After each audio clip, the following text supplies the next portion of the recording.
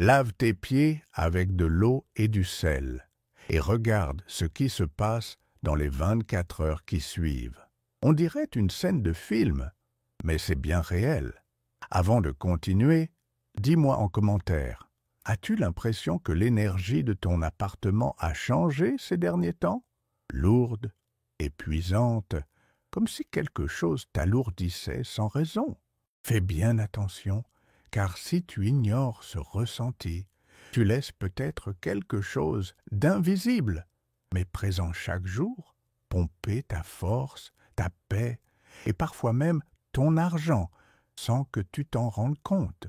T'est-il déjà arrivé de te réveiller le corps raide, sans avoir fait le moindre effort, ou de sentir que ton chez-toi paraît lourd même après un grand ménage, comme si une force invisible te retenait en arrière, en permanence? Ce n'est pas qu'une impression. Personne ne te l'a dit, mais ton corps garde la trace des lieux que tu traverses. Et c'est par les pieds que beaucoup de choses entrent, y compris ce que tu ne vois pas. Les énergies, les tensions, les souvenirs accumulés qui se répandent dans toute la maison. Mais il existe un rituel, simple, ancien, puissant, un rituel capable de briser ce cycle et de te rendre ce qui te manque, la légèreté, la clarté, la vitalité, et parfois même des opportunités inattendues. Et tout commence avec cela, de l'eau, du sel et un geste presque oublié. Mais attention, la plupart des gens le font mal, et c'est pour cela que rien ne change.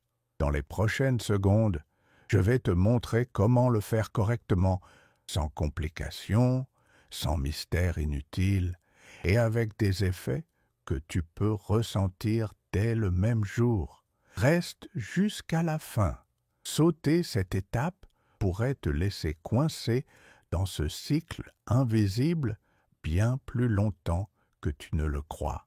Si, chez toi, tu sens que quelque chose épuise toute ton énergie, ce n'est peut-être pas juste de la fatigue. Il y a des matins où tu te lèves déjà vidé, comme si tu avais passé la nuit à fuir quelque chose d'indicible. Le soleil entre par la fenêtre, mais sa lumière ne réchauffe pas. Tu regardes autour de toi, tout semble normal. Et pourtant, à l'intérieur, tout est décalé. Une nervosité sourde, comme si quelque chose d'invisible était déréglé. Et peut-être que c'est vraiment le cas. Si tu as remarqué qu'un lieu peut crier en silence, que les disputes à la maison surgissent sans raison, que tes appareils tombent en panne, que les factures s'accumulent, ou que l'argent semble s'évaporer sans explication. Si ton corps te fait mal, alors que les examens disent « tout va bien », alors il est possible que ton logement et toi aussi soyez saturés d'une énergie lourde. Cette énergie n'a pas d'odeur, mais elle étouffe. Elle n'a pas de couleur, mais elle assombrit tes pensées. Elle ne fait pas de bruit, mais elle dérègle tout. Et quand elle s'installe, elle agit comme un virus, silencieux, persistant, invisible. Souvent, elle entre par la porte d'entrée, apportée par quelqu'un chargé de colère, de peur ou de jalousie. Parfois, elle naît à l'intérieur même de la maison, dans les moments de tension, de rancune, ou quand quelque chose se brise dans le cœur, mais que personne n'ose en parler. Alors, elle reste là, dans l'air, sur le canapé, dans le lit, dans la cuisine, et tu la ressens. Peut-être as-tu déjà essayé de purifier ton espace, brûler un peu d'encens, ouvrir les fenêtres, prendre un long bain, mais au bout de quelques minutes, tout revient. La lourdeur, l'irritation, l'insomnie, la stagnation, comme si rien ne changeait vraiment. Et voici la vérité. Il ne sert à rien de nettoyer la saleté si tu ne sais pas d'où elle vient. La plupart des gens répètent des rituels superficiels sans comprendre la véritable origine de l'énergie dense qui les épuise. C'est pourquoi ils restent dans le même cercle. Ils essaient d'aller mieux, mais reviennent toujours au point de départ. Dis-moi en commentaire, as-tu remarqué que ton foyer a changé? Il était autrefois plus léger, plus accueillant, plus vivant, parce que ce que tu vas découvrir ensuite peut t'expliquer pourquoi, et surtout comment y remédier.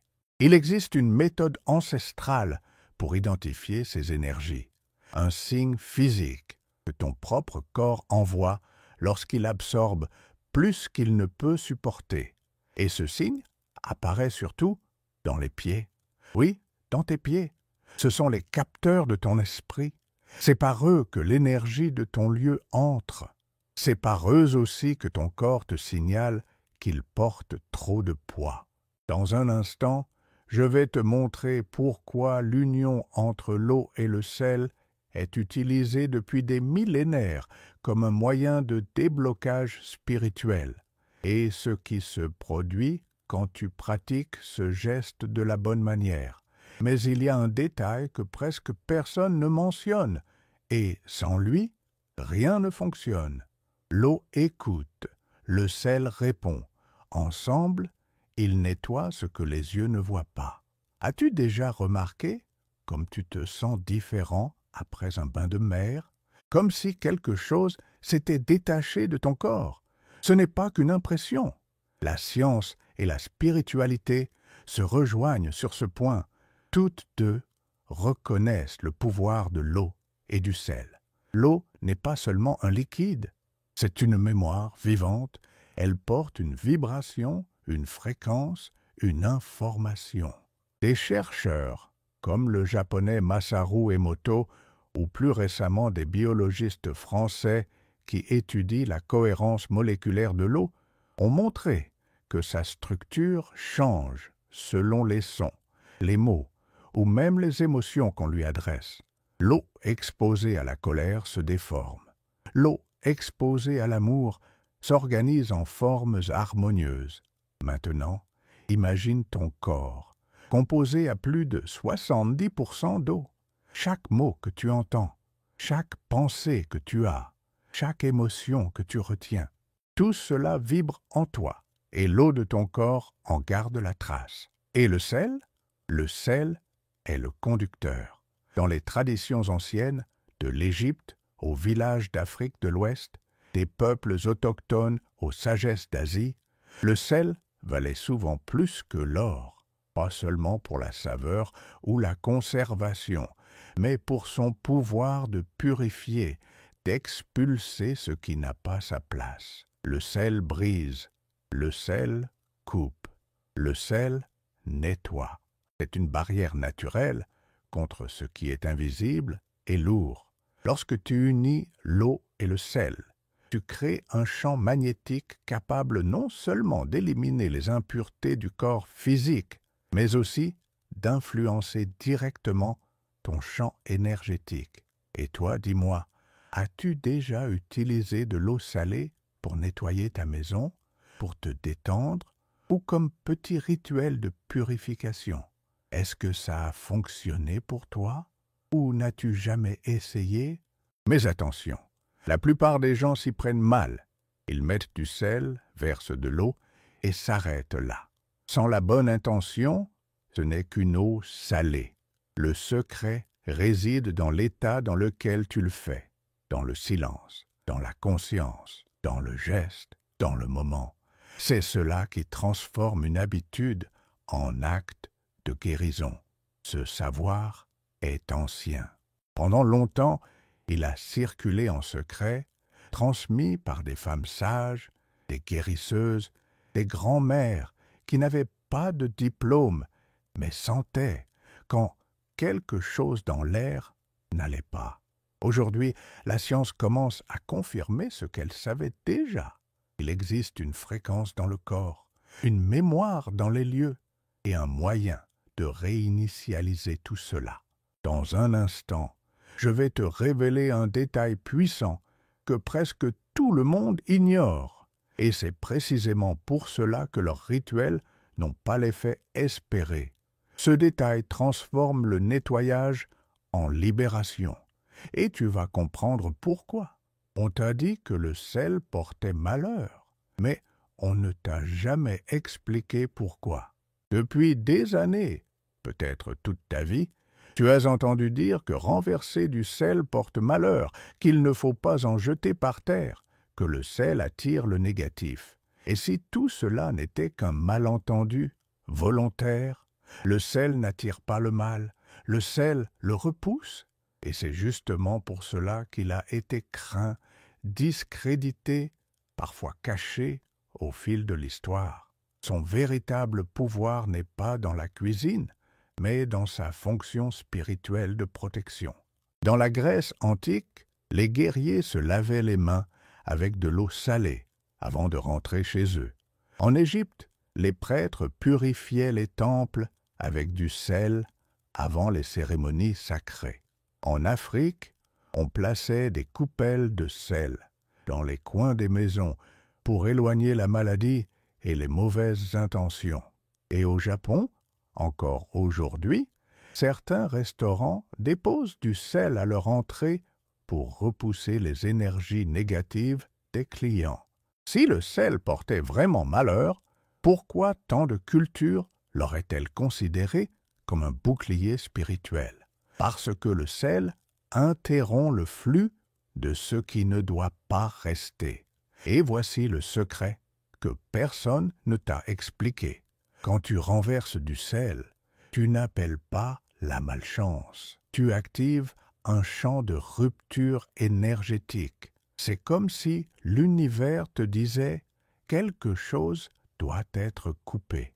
Maintenant. » Alors dis-moi en commentaire, as-tu déjà cru à cette histoire du sel qui porte malheur? Ou as-tu toujours senti que quelque chose clochait? Brisons ce mythe ensemble. La vérité, c'est que ce savoir a été déformé.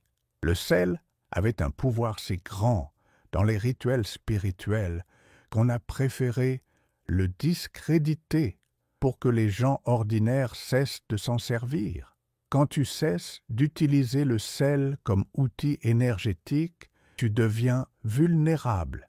Ta maison reste ouverte, ton champ reste exposé, et c'est là, seulement là, que la malchance entre. Mais il existe un moyen de renverser cela, une manière de reconnecter le sel à sa mission première. Et tout commence par les pieds. Pourquoi? Parce qu'ils sont les premiers à toucher le sol, et que le sol porte tout ce qui a été foulé, ressenti, oublié. Quand tu laves tes pieds avec du sel, tu adresses un message à l'univers. Tout ce qui ne m'appartient pas peut partir. Tout ce qui me retient peut se dissoudre. Tout ce qui m'alourdit peut s'écouler.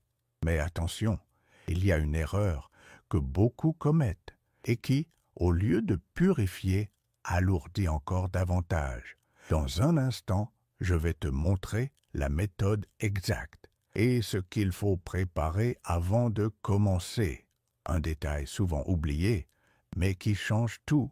Ce n'est pas seulement laver ses pieds, c'est ouvrir une porte invisible que toi seul peux franchir. Avant de commencer, comprends ceci. Ce rituel ne se fait pas dans la précipitation. C'est un moment de présence totale, de connexion à ce qui ne se voit pas, mais se ressent. Si tu le fais comme on boirait un verre d'eau, il ne fonctionnera pas, car plus important que les ingrédients, c'est l'énergie que tu mets dans chaque geste. Prépare ton espace. Choisis un moment calme, le soir, par exemple, quand tout se tait dehors. Ferme les fenêtres, éteins les écrans et crée un espace, rien qu'à toi. Ce rituel n'est pas à partager. Il est intime, entre toi et l'invisible. Prends une bassine propre, remplis-la d'eau tiède, assez pour couvrir tes pieds jusqu'aux chevilles. Ajoute 2 cuillères à soupe de gros sel. Remue lentement de la main droite, dans le sens des aiguilles d'une montre. Pendant que tu remues, pense à tout ce que tu veux laisser partir. La fatigue, la tristesse, la confusion, le poids, la peur, les dettes, la douleur. Nomme-les mentalement. Le sel doit savoir ce qu'il emporte. Installe-toi confortablement. Plonge tes pieds dans l'eau. Ferme les yeux. Respire profondément. 3 fois. Tu vas sentir un léger changement dans l'air. Peut-être un vertige discret, un frisson, un bâillement. C'est ton corps qui s'ouvre, ton champ énergétique qui commence à se relâcher. Reste ainsi 7 minutes. Pendant ce temps, ne parle à personne. Ne touche pas à ton téléphone. Juste ressens. L'eau va se réchauffer toute seule.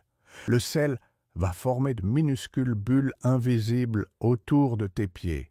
Et si tu écoutes bien, tu entendras peut-être de petits craquements dans la pièce. C'est normal. C'est le signe que quelque chose se libère. Au bout de 7 minutes, sors les pieds de l'eau. Ne les essuie pas. Laisse-les sécher à l'air libre.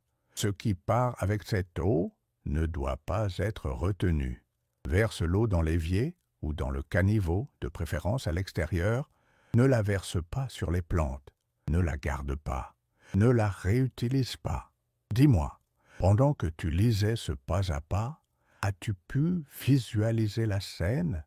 As-tu senti dans ton corps ce que ce rituel provoque? Ce type de rituel commence à transformer ton état d'esprit avant même le premier geste. Mais il existe un point crucial que peu de gens connaissent. Si tu ne clôtures pas correctement le rituel, l'énergie nouvelle ne te fixera pas, et le vide laissé pourrait être rempli par des vibrations encore plus lourdes. Dans un instant, je vais te montrer exactement ce qu'il faut faire juste après le bain pour sceller la nouvelle énergie et activer un champ de protection autour de toi. Cela implique 3 mots que tu devras prononcer à voix haute. Le dernier geste est secret et presque personne ne le connaît. Après le bain, ce n'est pas le sol qui change, c'est ta manière de marcher. Tu penses peut-être que tout cela n'est que symbolique, mais ce n'est pas seulement ça. Tu viens d'accomplir un rituel qui agit sur ton champ énergétique le plus profond, un champ que la plupart ignorent, mais qui influence tout, ton sommeil, ta santé, ton humeur, et même la manière dont l'argent ou les opportunités circulent dans ta vie. Le moment où tes pieds ont touché l'eau salée n'était pas un simple soulagement physique. C'était le début d'une rupture, une séparation d'avec les vieilles énergies qui te collaient à la peau, les inquiétudes qui ne t'appartenaient pas, les peurs héritées, les émotions figées dans ton corps sans que tu le saches. Peut-être as-tu ressenti un léger vertige, des picotements ou un bâillement incontrôlé, peut-être un silence intérieur, comme si le monde extérieur s'était éloigné, ou même quelques larmes, sans savoir pourquoi, c'est normal. Quand l'énergie recommence à circuler, le corps répond. Tu as nettoyé, mais tu as aussi ouvert. Et maintenant, il faut refermer, protéger, reconnaître ce nouvel état comme le tien. C'est ce que beaucoup oublient, le moment de clôture, celui qui transforme la purification en renaissance. Il ne suffit pas de chasser l'énergie lourde et de laisser le champ vide, parce que le vide, par nature, cherche toujours à se remplir. Et si tu ne le remplis pas consciemment, la vie le fera pour toi, avec n'importe quelle vibration qui passera par là. C'est pourquoi l'activation finale est aussi essentielle que le rituel lui-même. Fais comme ceci.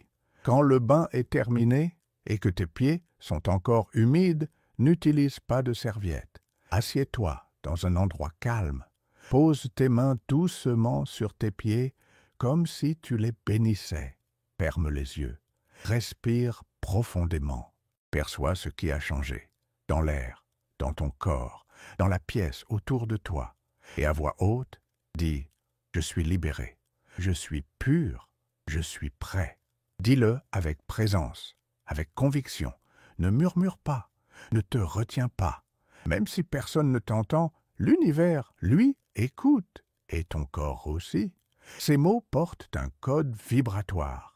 Ils informent ton champ énergétique que le cycle est clos, que la charge a été libérée et qu'à partir de cet instant, une nouvelle fréquence commence à s'installer. Et tu verras, l'espace s'en souvient. L'appartement devient plus silencieux. La lumière paraît plus claire, tant qu'aucune ampoule n'ait été changée. L'esprit se calme. Le sommeil vient plus facilement. Certaines personnes ressentent même quelque chose de plus profond, des rêves lucides, une sensation de légèreté au réveil, des intuitions soudaines pendant la journée. Et parfois, des changements concrets suivent presque aussitôt. Un message inattendu, un contact renoué, une solution qui semblait impossible et qui se présente naturellement. Ce n'est pas de la magie, c'est simplement que l'énergie circule à nouveau. Si quelque chose de différent s'est produit pour toi, même un petit signe, raconte-le en commentaire. Cet espace est un lieu d'échange et ton expérience pourrait être le déclic que quelqu'un de l'autre côté de l'écran attendait. Mais attention, ce rituel n'est pas fait pour être répété chaque jour. Il est puissant et comme tout ce qui est sacré, il demande de l'espace, du respect, du temps pour agir. L'idéal est de le pratiquer quand tu ressens une lourdeur accumulée, après une période difficile, une dispute intense, une série d'événements contrariants, ou simplement quand tu sens que quelque chose ne tourne pas rond. Les meilleurs moments pour ce rituel, le lundi, le jeudi ou le dimanche soir, des jours de transition, d'ouverture énergétique. Et souviens-toi, fais-le dans le silence et garde le silence après. Ne cours pas le raconter à tout le monde, ne l'expose pas. Le silence fait partie de la guérison. C'est lui qui scelle la transformation. Mais même après tout cela, il reste un dernier point, un détail qui décide si cette nouvelle énergie restera avec toi ou si elle s'épuisera peu à peu au fil des jours. Dans la prochaine et dernière partie, je vais te montrer comment maintenir cette protection active, simplement mais profondément. Et je te poserai une question qui pourrait changer ta façon de regarder ton chez-toi, de la porte d'entrée jusqu'à ton oreiller. Avant de quitter cette vidéo, réponds-moi sincèrement, chez toi, l'énergie te protège-t-elle ou te rend-elle malade? Cette question n'est pas symbolique, elle est réelle et elle peut transformer ta perception de chaque recoin de ton espace. Observe les détails, des plantes qui fanent vite malgré tes soins, des miroirs qui se couvrent de buée sans raison, des bruits étranges dans la nuit, des disputes qui éclatent de rien et s'enflamment comme des tempêtes. Ce sont des signes silencieux que ton lieu de vie retient une énergie stagnante. Et l'énergie stagnante devient ombre, devient poids, devient maladie. Mais quand tu prends soin de l'énergie de ton foyer, elle prend soin de toi en retour. Beaucoup essaient de tout résoudre par l'effort, travailler plus, courir, lutter, contrôler. Mais ils oublient l'invisible. Et c'est justement l'invisible qui crée le visible. L'énergie de ton foyer influence directement ta santé, tes relations, tes finances, ton humeur. S'occuper de cette énergie, ce n'est pas de l'ésotérisme, c'est de la préservation spirituelle. Si tu es encore là, c'est qu'une partie de toi a reconnu cette vérité. Peut-être l'as-tu déjà ressenti. Peut-être as-tu déjà tenté de t'alléger sans savoir par où commencer. Tu te demandais peut-être par où commencer. Maintenant, tu le sais, et plus encore, tu l'as ressenti. Alors maintenant, j'aimerais t'écouter. Crois-tu que le sel apporte la malchance ou la protection? Dis-le-moi en commentaire parce que ce que tu écriras ici pourrait changer la perception de quelqu'un de l'autre côté de l'écran. Si ce contenu t'a aidé, laisse un like pour le soutenir, mais surtout, partage-le avec quelqu'un qui en a besoin, peut-être une amie épuisée sans raison, un proche qui vit dans le conflit. Parfois, une simple information devient une clé, et une clé n'a de sens que lorsqu'elle trouve la bonne porte. Et si tu veux que j'apporte d'autres rituels comme celui-ci, fondés, sincères, connectés spirituellement, écris en commentaire « J'en veux d'autres ». C'est ainsi que je saurai que tu es vraiment là, présent, connecté. Avant de te laisser, je veux te confier une réflexion. Chaque maison possède une vibration, et chaque vibration a son gardien. Quelle est celle de ta maison et pourquoi? Merci d'être resté jusqu'ici.